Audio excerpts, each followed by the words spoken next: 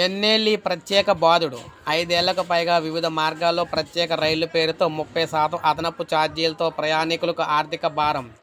ప్రయాణికుల రద్దీ మేరకు అనే కారణంతో నడుస్తున్న ప్రత్యేక రైల్లో ఎలాంటి ప్రత్యేక సదుపాయాలు లేకపోయినా కూడా ప్రత్యేక బాధుడు మాత్రం కొనసాగుతోంది. సాధారణంగా ప్రయాణికుల డిమాండ్, రద్దీ ఎక్కువగా ఉండే మార్గాలపై అధ్యయనం చేసి రెగ్యులర్ రైళ్లను అందుబాటులోకి తీసుకురావాల్సిన రైల్వే శాఖ అందుకు విరుద్ధంగా ప్రత్యేకం అని పేరుతో తీసుకొస్తూ ప్రత్యేకంగా అయితే డబ్బులైతే వసూలు చేస్తున్నారు. పైగా అదనపు ఛార్జీలు చెల్లించి ఆ రైల్లో ప్రయాణం చేసినప్పటికీ కూడా ప్రయాణాలకు సౌకర్యాలు మాత్రం ఏమీ ఉండట్లేదన్నమాట.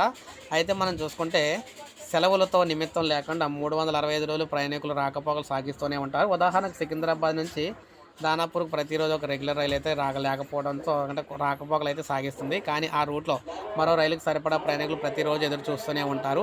సో ఇలా ఇక్కడే కాదు, ఇక్కడ ఏపీ, తెలంగాణ 2 రాష్ట్రాల్లో కూడా ఇదే పరిస్థితి కొనసాగుతుందన్నమాట.